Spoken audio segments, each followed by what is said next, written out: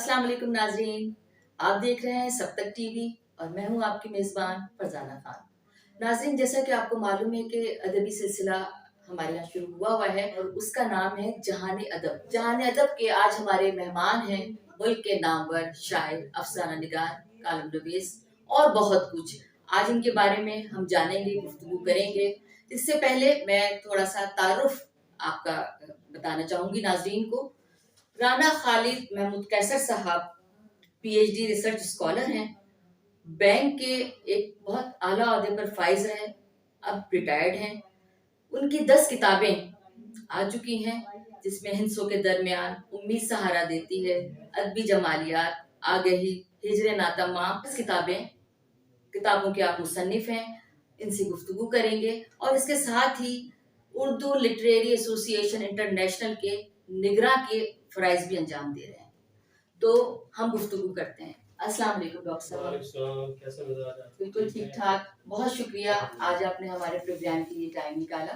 आपसे सबसे पहले तो ये सवाल मालूम करना है, जो बहुत सारे हमारे दूसरे दोस्त अहबाब भी पूछते हैं कि आप एक बैंकर रहे और बैंकर जो होता है वो बहुत उसका टफ काम होता है, दिमागी काम होता है, और शायरी बिल्कुल डिफरेंट एक सिर्फ है। तो किस तरीके से एक बैंकर ने शायरी के मैदान में कदम रखा और कितना बड़ा शायर बनकर सामने आया? देखिए, अदबी ज़ौक़ मेरा पहले से था, बैंकर में बाद में बना। तो मेरी जो असास थी वो एक अदब नवाज की हैसियत से थी। तो शायरी अपनी जगह रही और बैंकिंग अपनी जगह रही, लेकिन दोनों को वक्त दिया। बैंकिंग में भी अल्लाह ने कामयाबी अता फरमाई और अदब के मैदान में भी अल्लाह ने सरफराज किया। लेकिन डॉक्टर साहब, आप न सिर्फ शायर हैं, बल्कि आपने नस्र निगारी में भी अपना लोहा मनवाया और कॉलम भी आप लिखते हैं, नस्र भी आप लिखते हैं। तो इतनी शायरी की, ये अदब की इतनी सनफ पर आपने काम किया, कैसे इस सब को मैनेज करते हैं? देखिए, हर चीज़ को टाइम अपने वक्फे वक्फे से जिसको टाइम दिया वो चीज़ें संवरती चली गई। शायरी के साथ जो मुताला है नसर का, जैसे कि मेरे वालिद मोहतरम माशाल्लाह अच्छे लर्नेड आदमी थे, तो उनकी शख्सियत को देख के मुझे मुताले का शौक हुआ। तो मैं नसर भी पढ़ता था और शायरी भी पढ़ता था। इंटरमीडिएट कॉलेज में मेरे हाथ में दीवान शेफ्ता भी हुआ करता था और दीवान गालिब भी हुआ करता था। तो ये चीज़ें साथ साथ चली हैं कि एक मैगजीन था निदाए राजपूत, उसकी मैं नायब एडिटर था, नायब मुदीर था।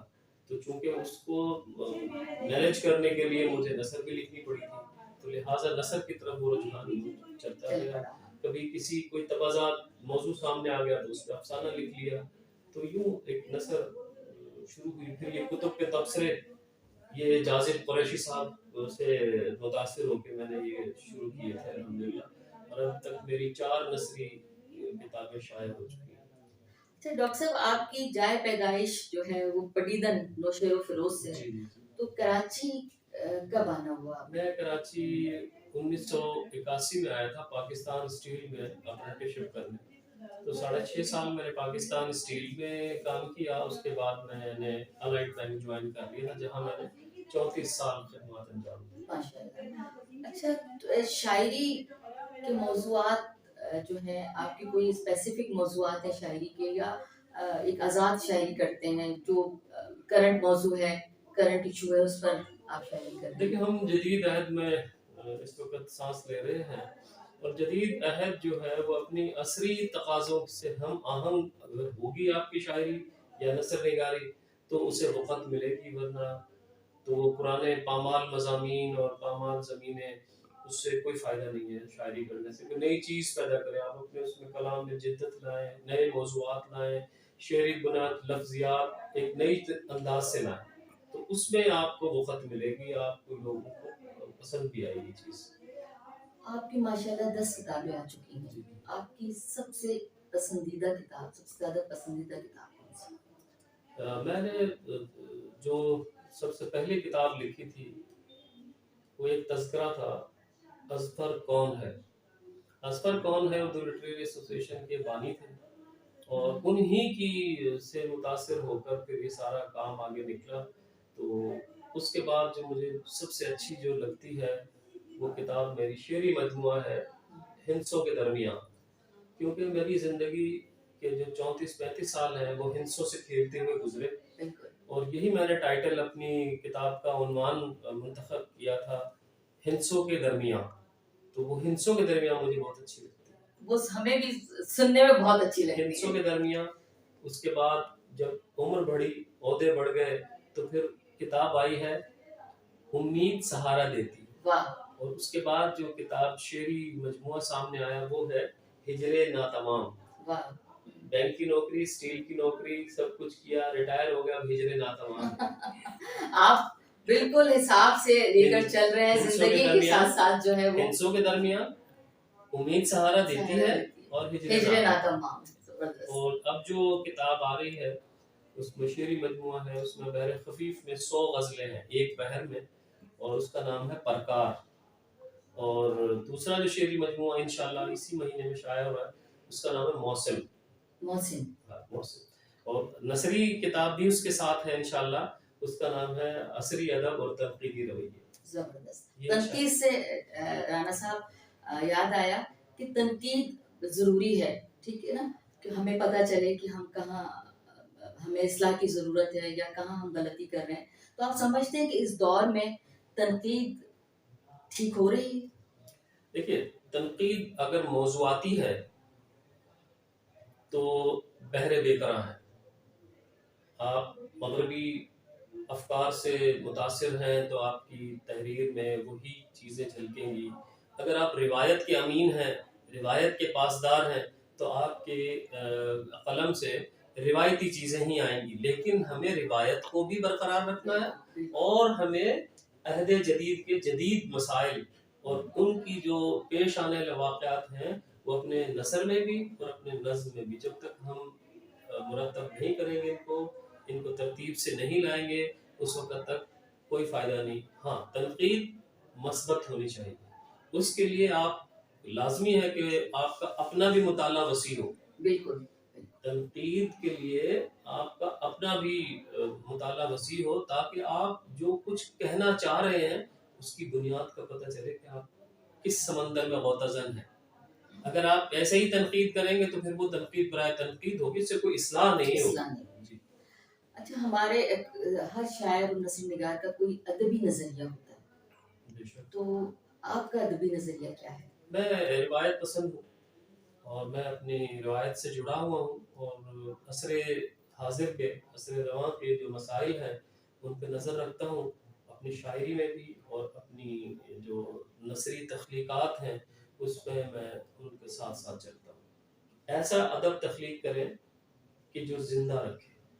منشی پریم چند نے کہا تھا کہ اب وہی ادب زندہ رہے گا جو متحرک ہوگا, ورنہ جامد اور موت ہوگی اس کو. معاشرے کے رویے جو ہیں وہ ایک شاعر کو, کیونکہ شاعر حساس ہوتا ہے, تکلیف دیتے ہیں. بے شک, لوگوں کی بے اعتنائی, لوگوں کا ایک دوسرے کا استحصال کرنا, وسائل ہوتے ہوئے بھی کسی کی مدد نہ کرنا, تو یہ ایک بڑے المیہ ہے ہمارے معاشرے میں اس وقت, کہ ہم اپنا وجود اس دنیا میں برقرار رکھنے میں کامیاب ہو رہے ہیں جہاں ہم دوسرے کے کندھے پہ بندوق رکھ کے چلانا آسان سمجھتے ہیں, نہ کہ اپنی ذاتی کاوش کو سامنے لا کے. اور آپ سمجھتے ہیں کہ ادب تاریخ مرتب کرتی ہے یا زندگی؟ دونوں کا چولی دامن کے ساتھ ہے, تاریخ کا بھی اور زندگی کا, کیونکہ زندگی سے ہی تاریخ بنے گی. تاریخ جو ہے وہ عرق سے مشتق ہے. عرق کا مطلب ہے دن, وقت اور عرصہ. تو جب تک زندگی ہے تو تاریخ بھی ہے, اور تاریخ اگر نہ ہوگی تو وہ زندگی تو ہے ہی نہیں. پھر تو جامد چیزیں ہیں. ہمیشہ اسی چیز کا خیال رکھنا چاہیے کہ زندگی اس طریقے سے گزارے کہ وہ تاریخ کا حصہ بنتی چلی جائے. کسی نے کیا خوب کہا ہے کہ اگر آپ کو زندہ رہنا ہے تو کتابوں سے دوستی کیجیے اور کتاب لکھیے. کتاب آپ کو زندہ رکھے گی, وہی آپ کی زندگی ہے, وہی آپ کی تاریخ ہے. آپ ظاہر ہے آپ کا مطالعہ ماشاءاللہ وسیع ہے, اور دست کتابوں کے آپ خالق ہیں. کسی سے متاثر ہیں آپ، کسی شاعر سے، کسی ادیب سے، کسی نثر نگار سے؟ دیکھیے میں ابتدا میں جیسے میں نے عرض کیا کہ غالب کو میں نے پڑھا، شیفتہ کو پڑھا، ناصر کاظمی کو پڑھا، اور فانی کو پڑھا، میں نے اصغر گونڈوی کو پڑھا، اور عصر رواں میں اس وقت جو پروین شاکر کی شاعری تھی، یا اس وقت محسن اعظم علی آبادی تھے، ان کی میں نے کافی شاعری پڑھی، رباعیات پڑھی، ان کے دوہے پڑھے، رفیع الدین راز ہیں، ڈاکٹر شاداب احسانی ہیں. یہ ایسے تخلیق کار ہیں کہ جن کی تخلیقات میں کوئی نہ فکری اور فنی نکتہ موجود ہے. تو ہمیں چاہیے کہ ہم جب اکابرین کو پڑھ رہے ہیں، اساتذہ کو پڑھ رہے ہیں، تو عصر رواں کا جو ادب ہے اسے بھی ضرور پڑھیں، تاکہ ہمیں عصر رویوں کا پتہ چل سکے. عصری رویوں کا پتہ چلے گا تو آپ کی شاعری میں، آپ کی نثر نگاری میں وہ آہنگ پیدا ہوگا جو وقت کی ضرورت ہے. بالکل. اچھا چلیں اب کچھ بات ذرا شاعری سے ہٹ کر، آپ کے دوست ہیں، زیادہ ہیں، کم ہیں؟ بہت زیادہ ہیں، اور میں ان دوستوں میں گھرا رہتا ہوں. اور وہ دوست سب سے پہلے میری کتابیں ہیں اور میرے فیملی ممبرس ہیں، بس یہی میرے دوست ہیں. کھانے پینے کا آپ کو کوئی شوق، کوئی خاص ڈشز جو آپ گھر میں جو گھر پسند میں کرتے ہوں؟ نہیں، جو گھر میں پک جائے، کبھی انکار نہیں کیا. سادہ انسان ہے آپ، جو مل جائے. جو مل جائے. آپ سے ڈاکٹر صاحب بات کر کے بہت مزہ آیا، اور بہت سی معلومات ہمیں اور ہمارے ناظرین کو حاصل ہوئی. پیغام اپنے ناظرین کو دینا چاہیں جو آپ کی کتابوں کو پڑھ رہے ہیں، آپ کے مداح ہیں، آپ کو پسند کرتے ہیں؟ میں یہی پیغام دینا چاہوں گا اپنے تخلیق کاروں کو کہ ایسا ادب تخلیق کریں جو آپ کو ادبی دنیا میں زندہ رکھے، اور اس کے لیے لازم ہے کہ آپ عصری تقاضوں سے ہم آہنگ ہوں. اگر آپ پرانی ہی باتیں دہراتے رہیں گے، پامال مضامین، پامال زمینوں کی ہی پیروی کرتے رہیں گے، تو کوئی توجہ حاصل نہیں کر پائیں گے. لیکن اگر آپ عصری تقاضوں سے ہم آہنگ ہو کر روایت سے جڑ کے جدید لہجے کی بات کرتے ہیں، تو میں سمجھتا ہوں کہ آپ ادبی مقام حاصل کر سکتے ہیں. بہت بہترین، بہت اچھی بات کہی. چلتے چلتے آپ کا کوئی پسندیدہ شعر آپ اپنا ہمیں سنائیں. دو مصرے ہیں کہ دو اشعار ہیں. ریت الفت میں یہ ڈالی جائے، ریت الفت میں یہ ڈالی جائے، راہ آپس میں نکالی جائے. ریت الفت میں یہ ڈالی جائے، ریت الفت میں یہ ڈالی جائے، راہ آپس میں نکالی جائے، اور روز کے لڑنے سے تو بہتر ہے ایک دیوار اٹھا لی جائے. واہ واہ. اور ایک اور چار مصرے کے نوجوان ہمارے سامعین قارئین ہیں کہ جا کے واپس کبھی نہیں آئی، جا کے واپس کبھی نہیں آئی، آج تک ہم نظر کو روتے ہیں اور نگاہ حسن ڈوب جاتی ہے، لوگ کتنے حسین ہوتے ہیں. واہ واہ واہ، زبردست. بہت حسین مقام پر آپ نے پروگرام کو ختم کیا. بہت شکریہ. آپ کے سب تک ٹی وی اور ہوسٹ فرزانہ خان، اشمت صاحب، آپ کا بہت شکریہ کہ آپ نے مدعو کیا. ناظرین، رانا خالد محمود قیصر صاحب سے گفتگو سنی. ان کی فن شخصیت کے متعلق آپ کو بہت سی معلومات فراہم ہوئی ہوں گی، اور ہمیں بھی رانا صاحب سے بات کر کے بہت اچھا لگا، اور ہمیں پتہ چلا کہ ان کے اندر ایک علم کا سمندر ہے جو کہ الفاظ کے ذریعے ہم تک پہنچا. تو اب پروگرام کا وقت ختم ہوا چاہتا ہے، اجازت چاہتے ہیں. اللہ حافظ.